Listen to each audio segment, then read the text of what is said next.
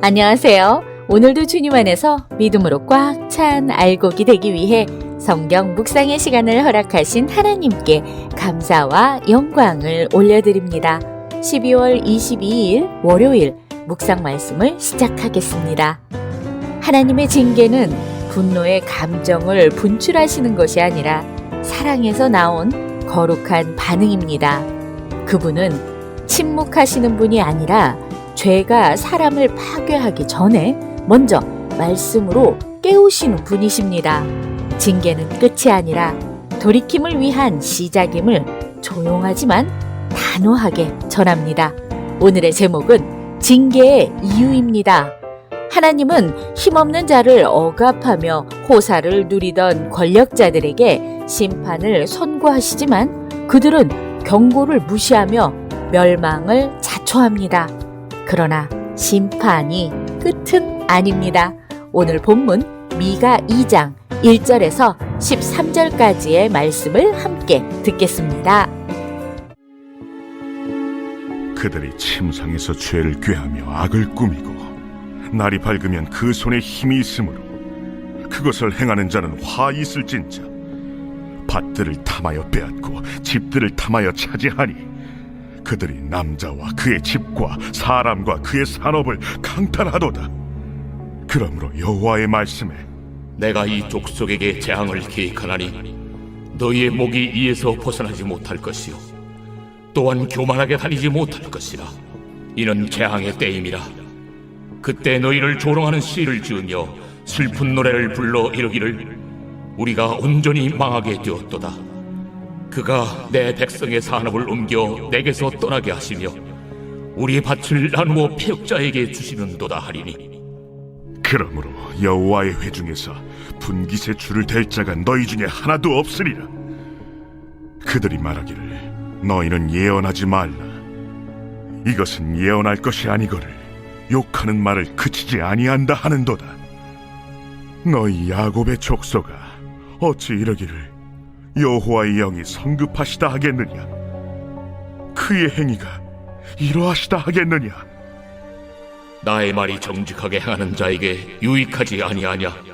근래에 내 백성이 원수같이 일어나서 전쟁을 피하여 평안히 지나가는 자들의 의복에서 겉옷을 벗기며 내 백성의 부녀들을 그들의 즐거운 집에서 쫓아내고 그들의 어린 자녀에게서 나의 영광을 영원히 빼앗는도다. 이것은 너희가 쉴 것이 아니니 일어나 떠날지어다. 이는 그것이 이미 더러워졌음이니라. 그런즉 반드시 멸하리니 그 멸망이 크리라. 사람이 만일 허망하게 행하며 거짓말로 이르기를 내가 포도주와 독주에 대하여 네게 예언하리라 할 것 같으면 그 사람이 이 백성의 선지자가 되리로다. 야곱아, 내가 반드시 너희 무리를 다 모으며 내가 반드시 이스라엘의 남은 자를 모으고 그들을 한 초소에 두기를 보스라의 양떼같이 하며 초장의 양떼같이 하리니 사람들이 크게 떠들 것이며 길을 여는 자가 그들 앞에 올라가고 그들은 길을 열어 성문에 이르러서는 그리로 나갈 것이며 그들의 왕이 앞서가며 여호와께서는 손들어 가시리라. 오늘 우리에게 주시는 교훈은 무엇일까요? 미가서는 남유다의 선지자 미가가 전한 말씀으로 불의한 지도자들의 죄를 책망하고 동시에 하나님의 공의와 자비 그리고 메시아에 대한 소망을 함께 선포하는 책입니다. 미가는 형식적인 신앙과 사회적인 불의를 꾸짖으며 죄에 대한 심판을 선언하지만 회개하는 자에게 주어질 회복과 구원도 선포합니다. 미가 1장은 강력한 심판의 선언으로 포문을 엽니다. 우상 숭배와 죄 앞에서 하나님은 거룩함과 위엄을 드러내시며 온 땅을 향한 재판장으로 나타나십니다. 지도자들과 백성들의 우상 숭배와 도덕적 타락이 심판의 원인이며 사마리아와 예루살렘 모두가 죄에서 자유롭지 않음을 선언합니다. 미가는 심판을 기뻐하지 않고 통곡하며 선포합니다.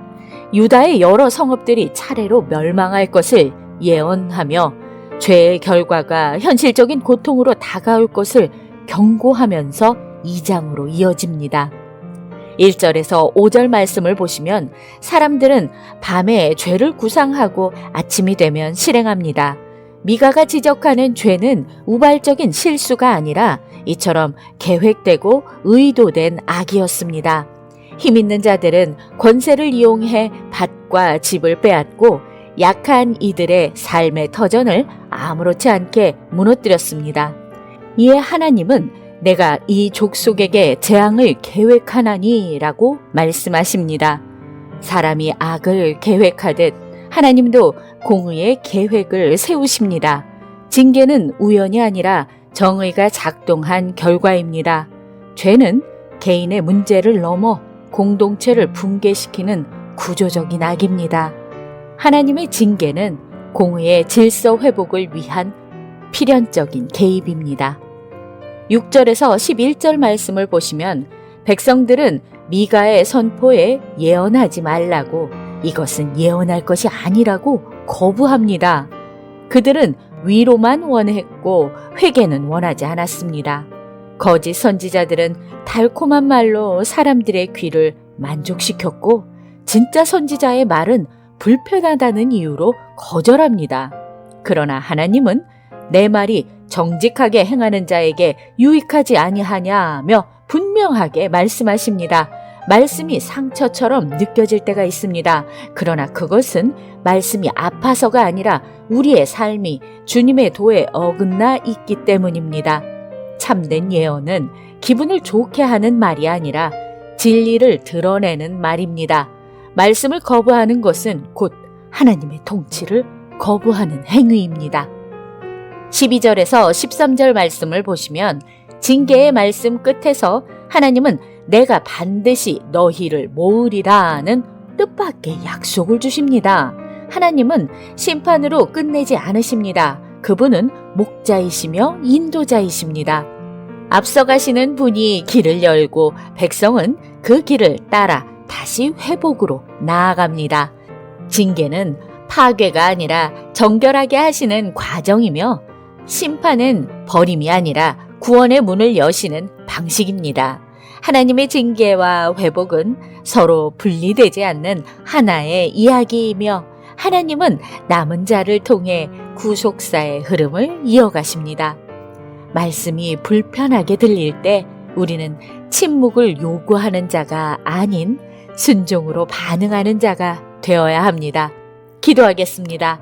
하나님, 오늘 우리에게 주신 말씀대로 우리의 믿음도 지키고 믿음이 연약한 지체도 은혜로 세워가는 그리스도인으로 살아가게 하여 주시옵소서. 예수 그리스도의 이름으로 기도드립니다. 아멘. 우리는 무엇을 계획하며 살아가고 있을까요? 우리의 편의와 이익을 위한 계산이 누군가의 삶을 무너뜨리고 있지는 않은지 돌아봅시다.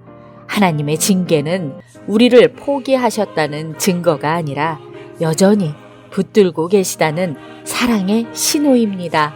말씀 앞에서 마음을 낮추어 징계 속에 숨은 하나님의 회복을 신뢰하며 정직과 공의의 길을 다시 선택하는 믿음의 결단을 하며 오늘도 광야 같은 세상에서 하나님의 말씀으로 승리합시다.